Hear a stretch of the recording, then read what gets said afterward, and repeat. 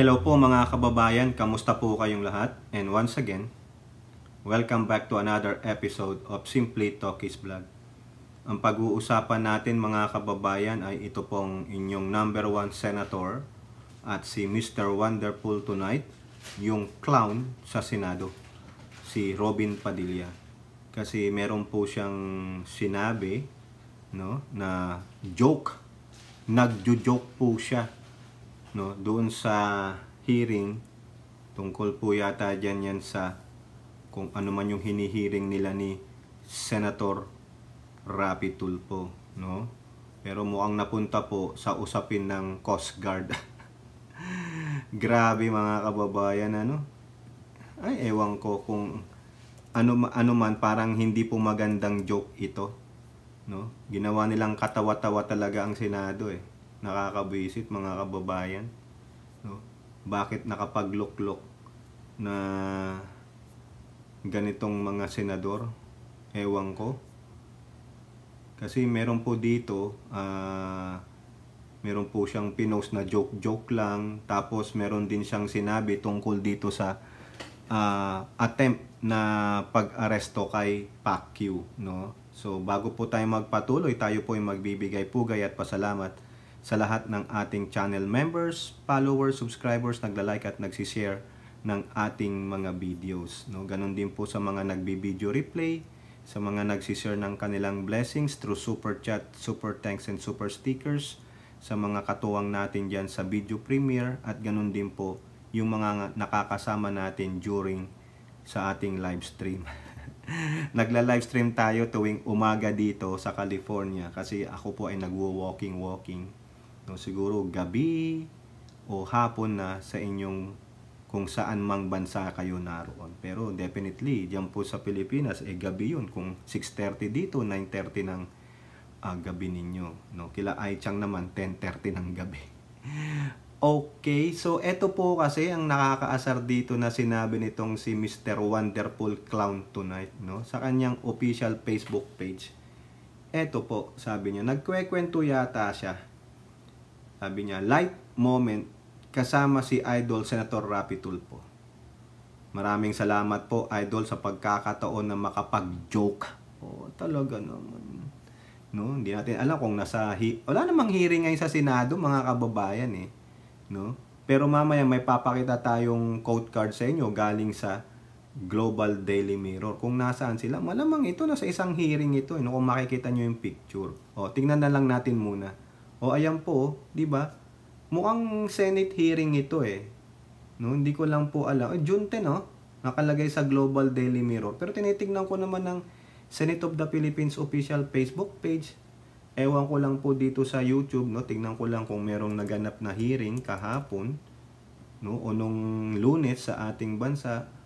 Meron nga pala. Committee on Agriculture, Food and Agrarian Reform. O, ayun, no? Mukhang doon yata, sumama yata doon si Senator Rapi Tulfo. Ayun po yung nakita ko eh, dito sa YouTube channel nila eh. No? Agriculture, ayan oh, June 11 eh. Okay, yun yata yung latest nila mga kababayan. Yeah, June 11, nagkaroon ng ano sa Senado, hearing. No? Okay. Committee on Agriculture, Food and Agrarian Reform. O malamang nandun siya yatang isa sa mga nandung komite, no? At eto nga po, nagtawanan, light moment daw ang sabi niya. O ito yung kabuuan. Philippine Coast Guard officer. Yun yung kwento, ito yung kwento. Kumbaga, official ng mga Coast Guard, sabi daw nung Coast Guard officer sa kanyang kapitan, Sir, binobomba tayo ng tubig ng Chinese Coast Guard. O ang sagot ng kapitan, ready mo ang water cannon natin. Sabi naman ng officer sa kanyang kapitan, Sir, negative. Hindi po gumagana ang water cannon natin. Ha? Bakit? Sir, made in China yung water cannon natin. Pero yung gamit ng Chinese Coast Guard, made in USA. Ayun. So kayo na po ang ano sa opinion ninyo, ano sa tingin ninyo? Sino ba ang pinatatamaan dyan ni Robin? Sino ang gino-joke niya? No? Yung pinararatangan niya o pinagsasabi niya, pinariringgan niya. Joke lang po ito, pero hagupit po ito sa kalabaw, pero sa kabayo ang latay. Kilala po ang China sa dami ng pera, sigurado ang kanilang mga gamit ay A1, lahat. Kailangan na po nating maayos ang procurement law upang makabili tayo ng primera klase na gamit pang militar o pang sibilyan. O, ayun naman pala. Kumbaga, siguro pinatatamaan niya ang Coast Guard kasi ang binibiling mga gamit ay galing sa China, na alam naman natin na mahinang klase. Pero ang China, siguro alam nila yung kalidad nilang gumawa ng mga kagamitan, bumibili ng gamit sa USA. Pero sa aking opinion, mga kababayan, dapat hindi na ganyan. Huwag ka nang mag-joke na yan. Maging sensitive ka naman. Kasi ito, patama na naman yan. Pag nakita na naman yan ng kapitbahay nating mga Chekwa, ano na naman to? At the same time, insulto po to sa ating Coast Guard. Kasi hanggang China na lang ang kaya nating bilhin. Yun sa aking pagkakaintindi. At the same time, senator ka. Yung mga light moment nyo na yan, dapat yan na lang sa loob ng opisina nyo yan, na hindi nagagawa in public. Ipinanonood po kayo ng tao Senator Robin. No? Huwag na tayong magpakagago naman. No? Alam naman natin komedyante ka. Alam natin na isa kang clown dyan sa Senado. Pero wag mo naman ng lalo pang ipangalandakan na isa kang clown. O ayan, inayunan ka pa ni Rapi Tulfo. Who do you think they are laughing? No? Nguna, nakaka-insulto po yan sa Coast Guard. DOTR, nakaka-insulto po yung sinabi sa inyo ni Robin. Kumbaga, wala kayong pera pambili ng mga delikadad, no? O yung mga magagandang kagamitan matibay, except sa China. Galit nga kayo sa China, pero pinapatronize nyo yung mga product nila. Ayun po yung mga ibang pwede nating makuha dyan sa sinabi nitong si Mr. Wonderful the Clown tonight, Robin Padilla. Diba? Joke lang po ito. Diba? Pero joke lang, pero. Oh. Hindi naman pwedeng may joke tapos may hagupit. Kung joke lang, di joke. You're just joking, wala kang pinatatamaan, pero yun, contradiction Di ba? Sa English yan, may contradiction. Bakit? Joke lang, pero, may ganon. Di ba? Kung joke as is. Leave it as is. Pero meron kang contradiction dun sa joke mo Pero hagupit po ito sa kalabaw, pero sa kabayo ang latay. Kung ano man ang ibig sabihin ni Gonggong, yan yun. Siya yun. Gonggong kasi siya Di ba? O tingnan mo yung tawa ni Rapi, hindi niya rin mapigilan. Kasi pareho silang clown. Tapos kung maggalit-galitan, no? Tulad nung may napanood akong video diyan, kinumfile nung isa nating kasamahang admin vlogger, di ko na makita na galit na galit siya pag yung resource person may ginagawa lang na iba, hindi nakapokus sa kanya, hindi siya pinapansin. Paano ka papansinin? Clown ka Di ba? Nagmamagaling ka lang diyan sa Senado. Tapos minsan, meron siyang sinabihan, gusto mo sasakpakin kita Di ba? Yun ba ang mga senador? Meron pong video yun. Ewan ko kung ayun yung hearing nung kasambahay na minaltrato nung may amo tapos yung kapitan yata ng barangay binaliwala, galit na galit sila. Pati nga si Villanueva doon, galit na galit Pero itong mga to, itabi nyo na lang yan, pang personal nyo na lang, huwag nyo nang i-broadcast pa dyan, it's in public. Naka-public hearing kayo dyan Di ba? Yung mga ganyang joke, insulto yan kasi may contradiction ka pa Kung sinabi mo lang, joke lang po, wala pong yun. Pero meron ka pang, pero may but ka pa but. Patama ito sa kalabaw, pero sa kabayo ang latay. Di ba? Hinampas mo yung kalabaw, pero yung latay sa kabayo. Ano ibig sabihin nun? Di ba? Ang tatamaan ay yung mga Coast Guard. Di ba? Nakakahiya naman po. Sana yung mga ganyang usapin, hindi nyo na pinapublic. Whether nagjo-joke kayo, pero may patama pa rin mga kababayan. Hindi maganda Talagang it is disappointing ang Senado natin. Gawa ng iilan, na feeling nila, naging senador sila, they can do whatever they want. Mga insensitive.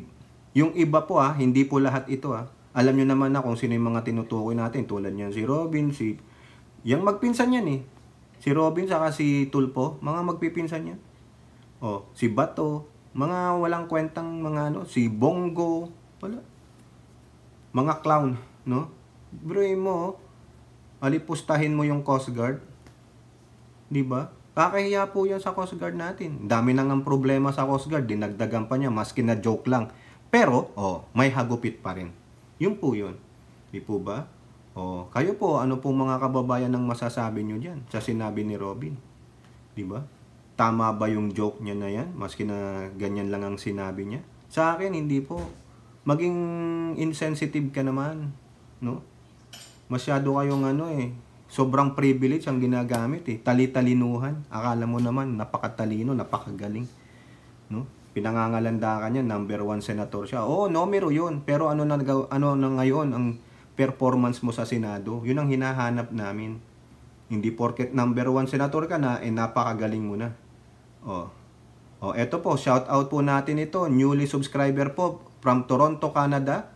Si Carlina Tarampi. Maraming salamat po, Miss Carlina Tarampi from Toronto, Canada. New subscriber po.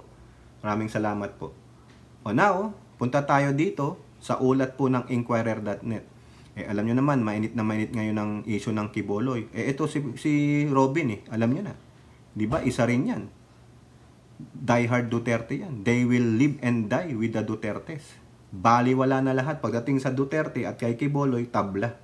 Ito po Padilla on attempt to arrest Quiboloy. Let's not be violent. Hot-headed. Really? Really? Senator Robin Padilla said the operation meant to arrest Apollo Quiboloy on June 10 could have just been addressed through diplomacy and without spite. Sa palagay ko naman, mga kababayan, lahat po ng diplomasya ibinigay na sa kanya. Even Hontiveros, ilang beses nang nakiusap sa kanya.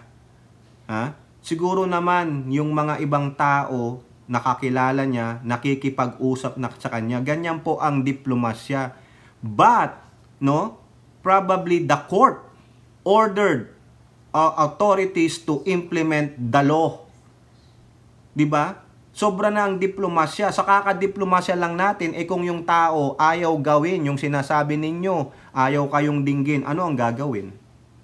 Despite of your plea, despite of you talking to him, pero sarado na ang isip niya that I will not give up myself because they will do this and do that to me. Wala So, anong gagawin ng gobyerno?